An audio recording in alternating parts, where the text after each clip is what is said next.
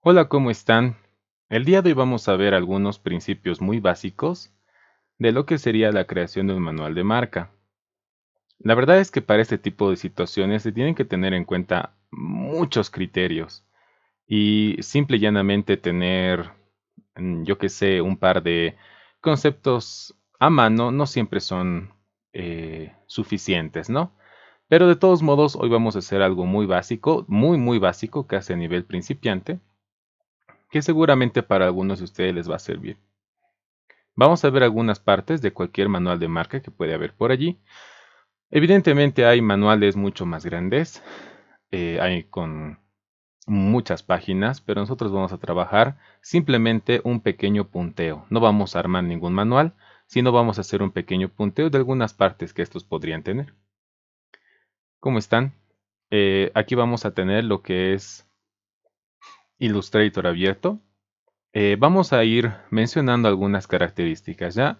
Por lo general, en la mayoría de los manuales de marca, algo que suele haber todo el tiempo es una especie de concepto creativo, ¿no? Que es un lugar que puede ser una página, varias páginas, se le puede poner subtítulos y más, en donde se establecen los elementos en los cuales nos hemos basado para la creación de la marca gráfica.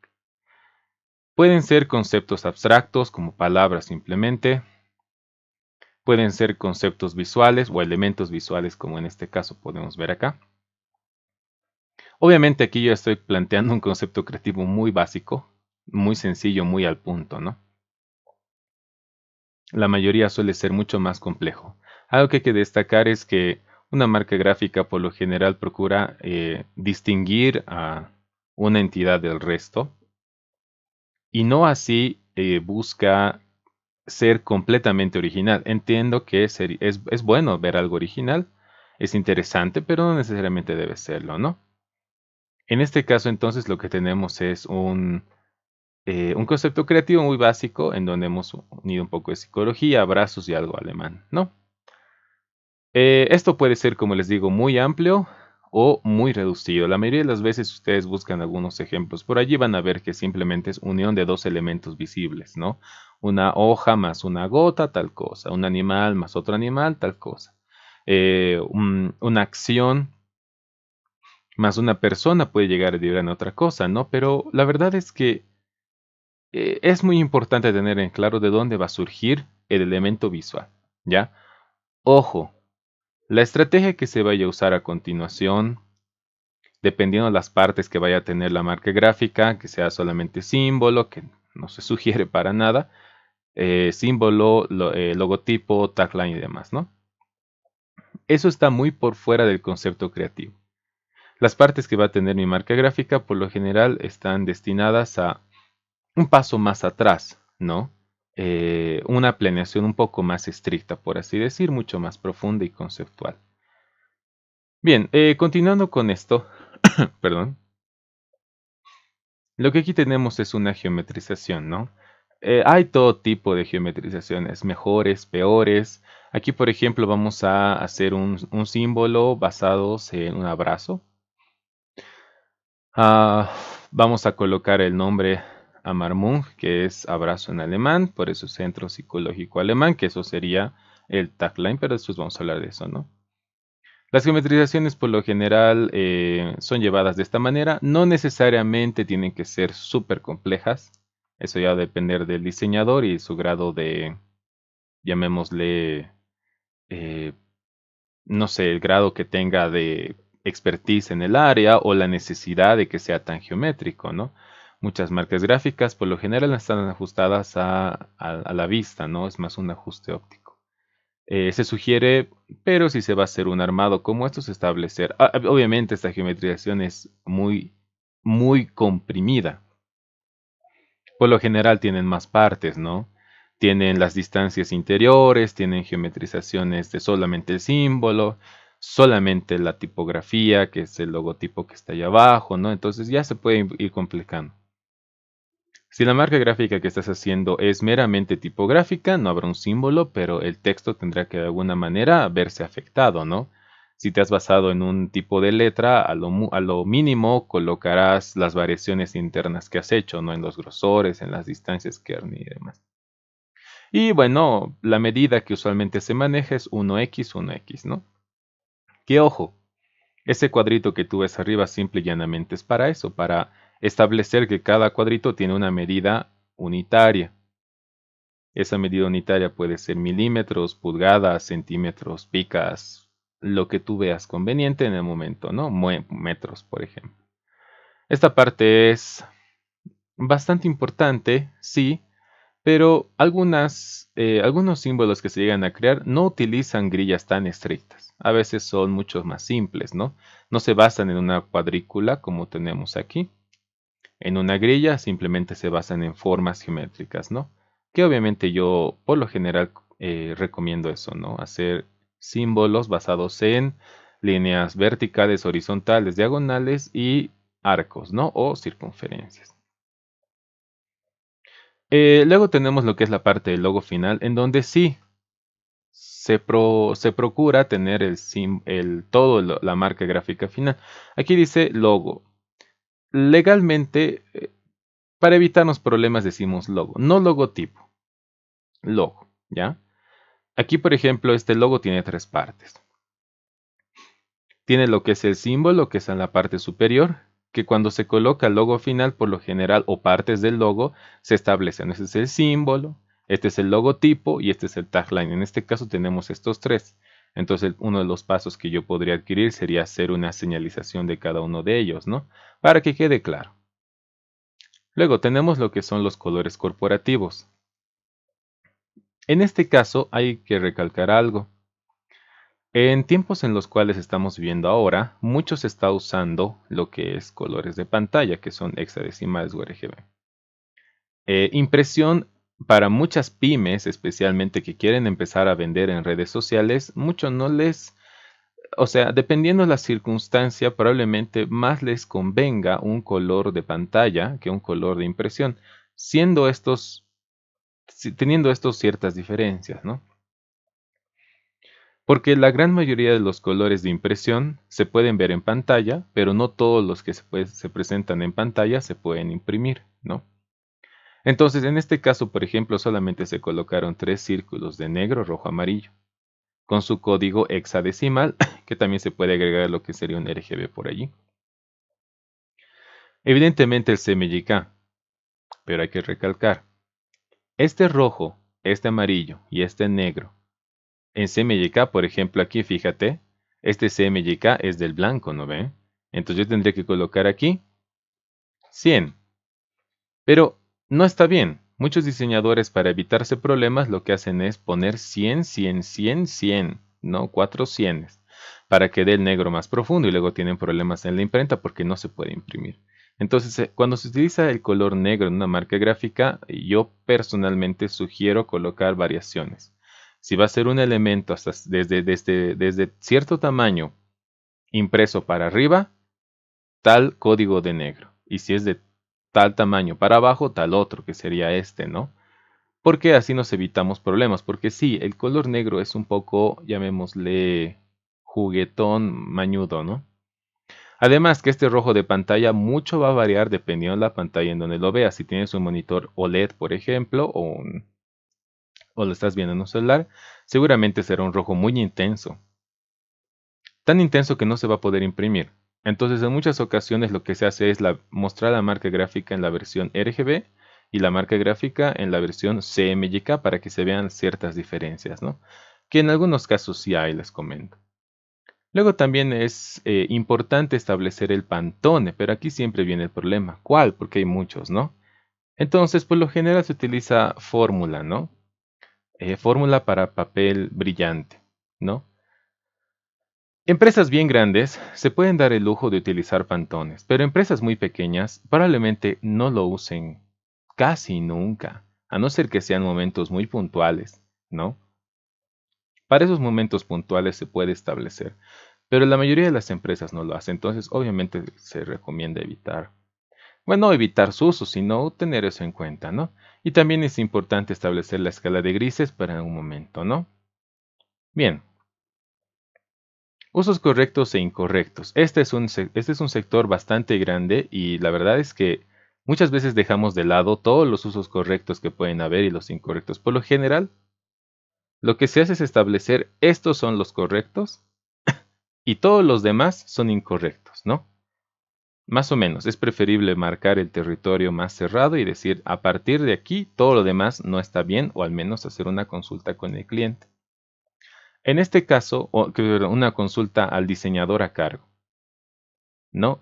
Hasta este momento, todos estos acápites que hemos visto están sin ningún tipo de texto extra, ni sin ninguna recomendación. Yo sugiero que cada uno de estos lugares tenga un pequeño texto recomendando qué está bien, qué está mal, em, qué hacer en ciertas circunstancias, especialmente cuando le vas a hacer este trabajo a un cliente que nunca más bueno, nunca más, sino no va a contratar a un diseñador ya no más, o no tiene a uno a mano en ese momento. Se sugiere dar todas las instrucciones posibles. Entonces, lo que son los usos correctos e incorrectos hay que establecer, ¿no? Este es un uso correcto sobre fondo blanco. Sobre fondo negro no funciona. ¿No ve? No funciona porque claramente se pierden los colores corporativos. Sobre fondos plomos sí llegaría a funcionar. Sobre sobre fondos plomos claros. Pero sobre los oscuros probablemente haya que hacer una variación y aquí es donde vienen los problemas. Porque el color, aquí por ejemplo yo tendría que cambiar esto a blanco. Y ya, funciona. Pero la marca gráfica sigue en negro, entonces eso también habría que cambiar en blanco, ¿verdad? Lo cual ya hace que la marca gráfica se pierda, ¿no? Los colores corporativos ya no son los adecuados. Tampoco podemos, otro uso correcto, por ejemplo, sería utilizar colores tenues, ¿no? Obviamente iba a funcionar tranquilamente. A partir de aquí ya te das cuenta tú de que hay ciertos problemas, ¿no? Por ejemplo, colores muy similares, como el amarillo, por ejemplo, o cercanos al amarillo, van a hacer que este se pierda. Cercanos al rojo van a hacer que el otro se pierda. Y obviamente cercanos al negro van a hacer que uno se pierda. Entonces ya vemos que hay ciertos colores que no tenemos que utilizar.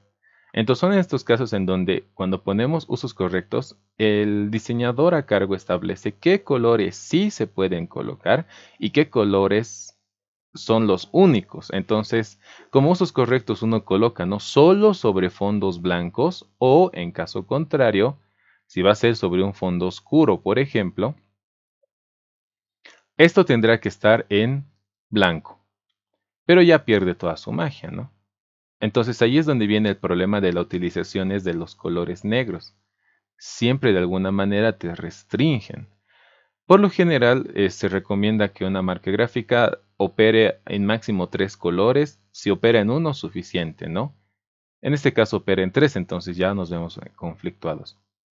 Este manejo que tú estás viendo aquí sería con contraforma, ¿no? O en negativo, ¿ya?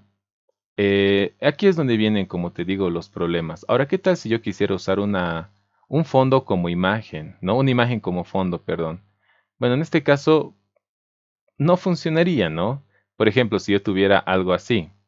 Ahí sí funciona y se ve bastante bien. Ahí un poco diferente, ¿no? En algunos casos, ¿qué es lo que se suele sugerir? Que si va a haber, por ejemplo, un fondo extraño con un degradado, colocar la marca gráfica con... pero es que este es el peorcísimo de los casos.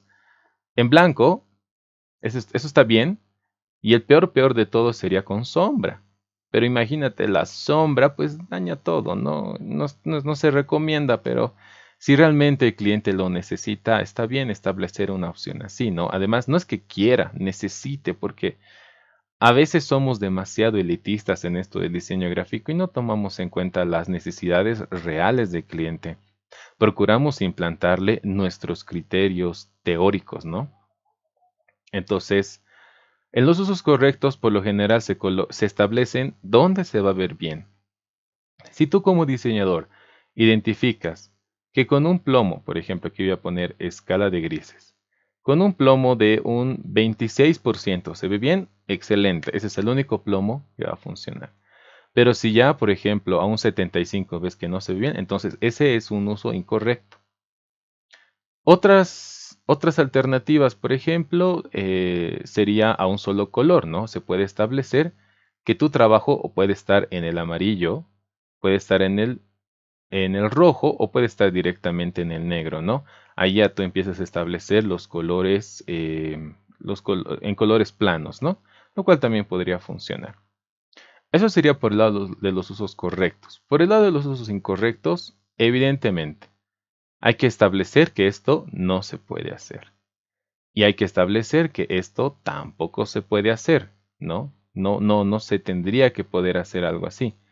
Tampoco se debería, por ejemplo, intercambiar lugares, ¿no? Por ejemplo, llevarlo aquí arriba, a no ser que el cliente, es decir, el diseñador, así lo haya establecido. Tal vez haya una versión en donde esto esté acá. Y allí sí. Pero si no hubiera una versión de este estilo, que también va en los usos correctos, incluso podría ir en la geometrización, no. Tampoco se podría hacer solamente esto, que sí, mucha gente lo hace, ¿no?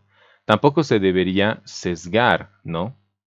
Por lo general, esto de llegar a sesgar es un pelín feito, ¿no? Más o menos llegaría a quedar algo así.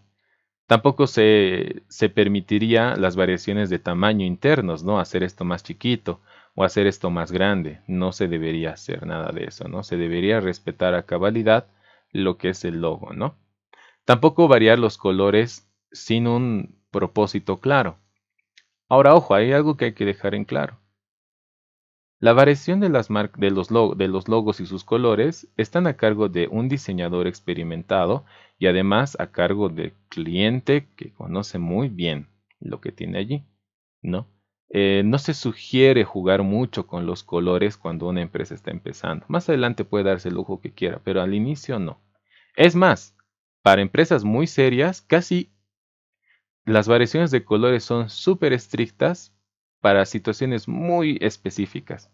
Por lo general se utiliza el color base siempre, ¿no? Entonces allí hay algunos usos incorrectos. Obviamente todos estos usos correctos e incorrectos tendrás que tú ir colocando uno por uno, ¿no? Todos. Y especificar en la parte inferior con un pequeño texto qué es lo que es, ¿no?